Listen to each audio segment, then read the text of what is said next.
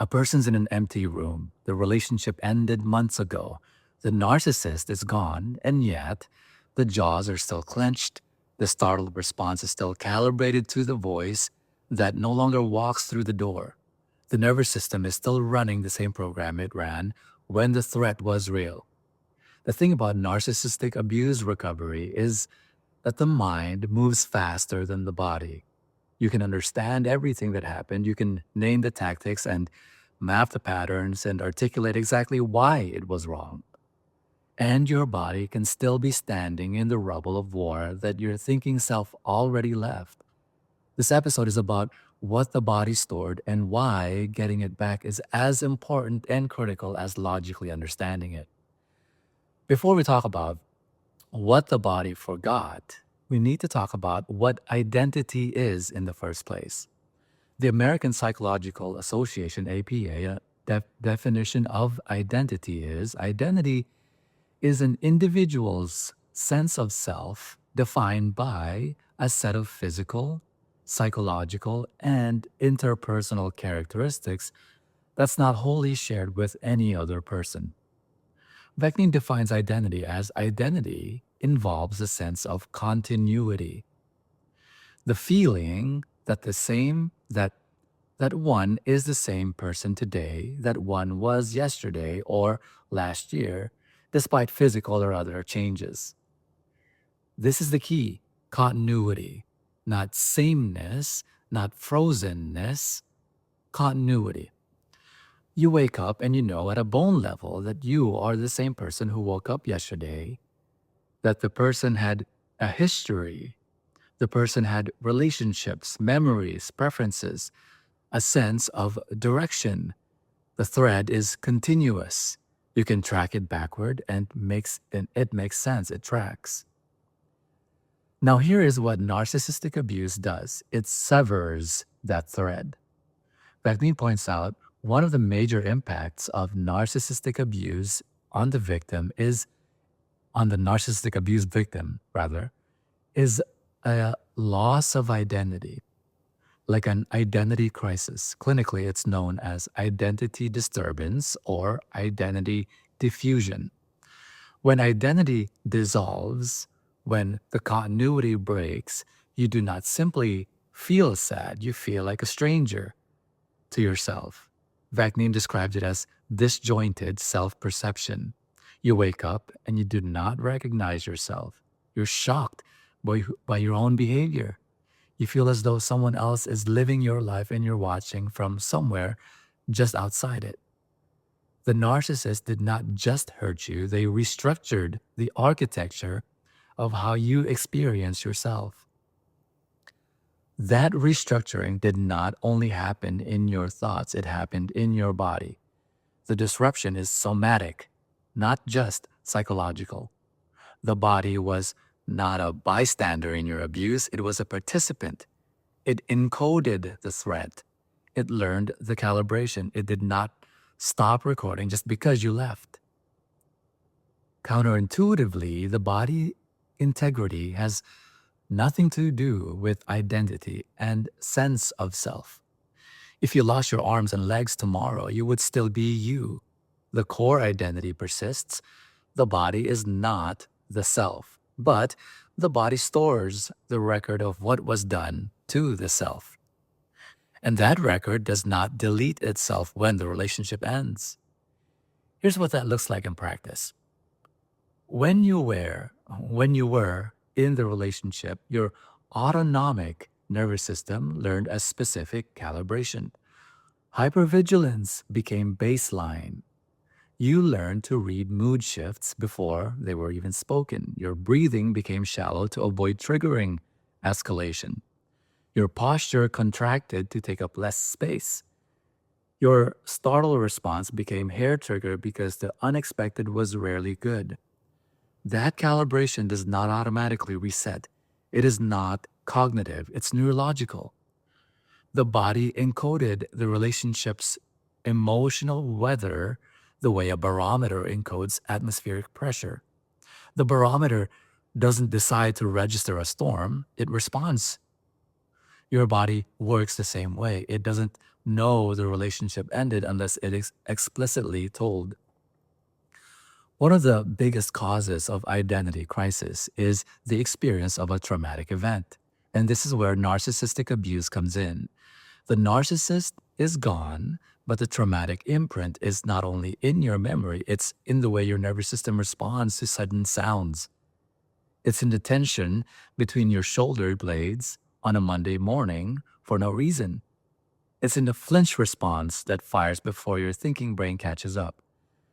The mind processed the ending, the body is still back in the war. Someone surviving narcissistic abuse might have a sensation of watching yourself from the outside of your own skin, looking down at your own hands, and not quite believing they're yours. Going through motions in your life and feeling like a camera is rolling instead of a person is living. There's a gap that opens between who you are and how you behave. And this is called depersonalization. The felt sense of self, the gut level knowing that you're inside your body and life, becomes distant, compressed, like you are looking at a photograph of yourself rather than being the person in it. This is not psychosis. It's a protection strategy that outlived the emergency. Dissociation is how a nervous system buys time when the incoming data is too much to process. The victim disconnects from the body to survive the experience. The body becomes an afterthought, a vehicle that gets moved from place to place without being inhabited. The problem is that the disconnection doesn't automatically reverse. The body stays offline. The person walks around functional in the world but feels like they are acting in a movie rather than living a life. There's a disconnect between you and yourself, between how your life looks on paper and how it's lived and how it is experienced. You see your life from the outside, it looks fine, but you do not feel like you're inside it. And when identity dissolves, Bakhnin says, emotion dysregulation follows. You don't know who you are. You don't know what you feel. When you don't know what you feel, everything becomes noise. You feel everything and nothing simultaneously. You're scattered. It overwhelms you. This is the somatic dimension of the crisis. Not just that you don't remember who you are, but that you don't feel who you are. That felt sense, the body's report on itself, has been interrupted. The body is present, but not accessible. You're standing in your own life, but you're looking at it through glass. After narcissistic abuse, your autonomic nervous system recalibrated during the relationship. This is the part of the nervous system that operates below conscious thought. It controls heart rate, breathing, digestion, and the startle response. It doesn't take orders from your thinking brain, it responds to perceived threats directly. And it learned during the relationship that threat was constant.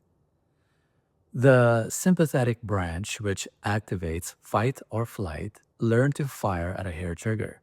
The parasympathetic branch, which promotes rest and recovery, was suppressed. In a sustained threat environment, this is adaptive. It keeps you alert, keeps you ready, keeps you surviving. The problem is that the recalibration doesn't automatically reverse when the threat leaves. So after the relationship, your startle response still fires at sudden sounds. Your breathing still catches when someone raises their voice on television. Your body prepares for impact before your thinking brain registers that there is no threat. The autonomic nervous system is running the calibration it built during the relationship, regardless of whether the calibration is still accurate. This is why survivors often report that their anxiety actually increases in the months after leaving, not decreases. The thinking brain knows it's over. The autonomic nervous system is still guarding against the last 8 years of threat. The body continues to behave as though the traumatic environment is still present. The somatic encoding of the abuse does not clear on its own. The body needs specific conditions to recalibrate. Now, here's the limitation. Understanding what happened is necessary, but not sufficient. You can read every book on narcissistic abuse, watch every one of my videos. You can articulate the exact pattern of idealization, devaluation, and discard. You can name every tactic used against you with clinical precision, and your shoulders can still be tense from anxiety on a random Tuesday. This is not a failure of intellectual recovery. It's an architectural feature of trauma. Trauma is stored in the implicit memory system, which operates below conscious thought. Cognitive therapy works on the explicit system, the narrative memory, the thinking brain. It often doesn't reach the implicit system where the body stores its version of events. The nervous system encoded the threat environment. It encoded the specific calibration of hypervigilance, shallow breathing, chronic tension. That encoding is not narrative, it's physiological. The thinking brain can't simply override it with understanding. Vaclin is pretty adamant about this. Don't attend therapy before first tackling this identity loss. The body requires its own door in. The implicit memory system needs approaches that work directly with the body's threat response. Breath work, intentional movement, and somatic awareness practices give the nervous system new data. This creates conditions for the autonomic calibration to shift, not through reasoning, but through repeated physiological states of safety. This is in addition to the psychological work. It is the other half of the work. You need both. Recovery, when it works, is somatic and social. Take care of your physical body, eat healthy, exercise. It sounds almost too simple until you understand why it matters at a mechanical level. Intentional movement recalibrates the autonomic nervous system. When you move your body with attention, you are sending the system new data. The old calibration was built around threat. A movement with awareness signals that the body is now in an environment where it's safe to move, to take up space, and to breathe fully. The system begins to update based on new input, not just the old record. Breathwork is the other primary tool. Conscious elongation of the exhale activates the parasympathetic brake. It tells the autonomic system that the threat has passed in the only language the nervous system actually processes, physical state. You do not convince the nervous system out of hypervigilance with reasoning. You override it with repeated physiological states of safety. The social dimension is very important, which is why in the book OLNE, there's a specific chapter on social and communal relationships. Reintegrate yourself in the community. Find a community that allies with and corresponds to your newly defined self.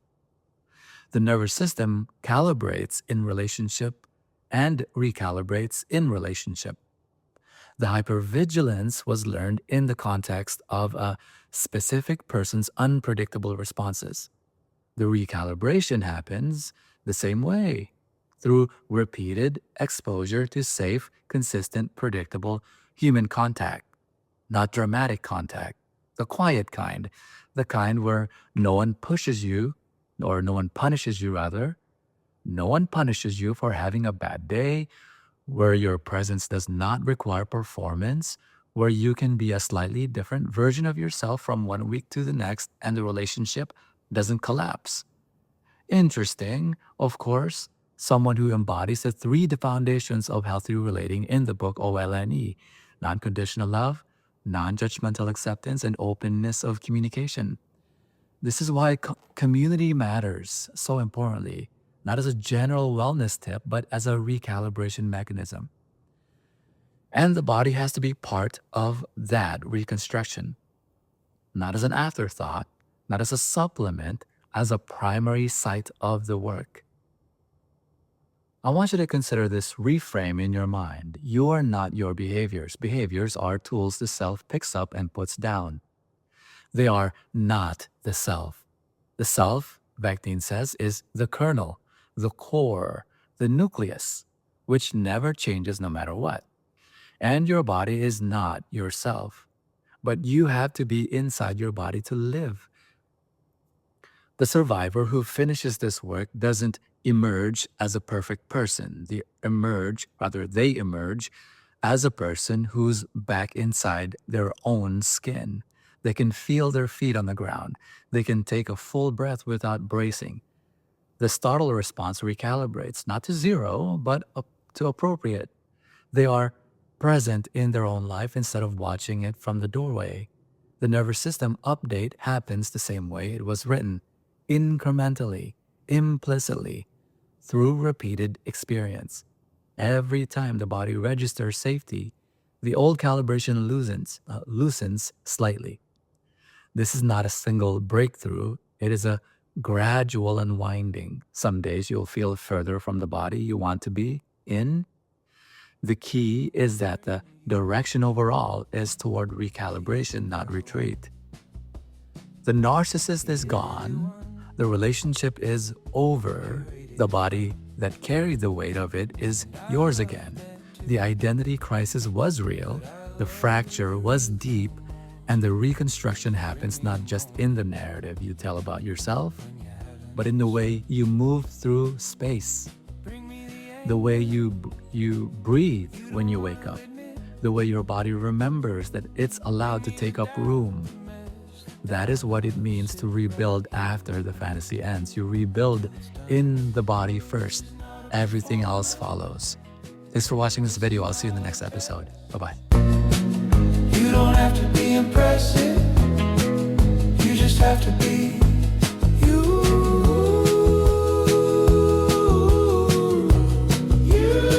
And I will meet you there. I will meet you there. Not because you're flawless, because you're here.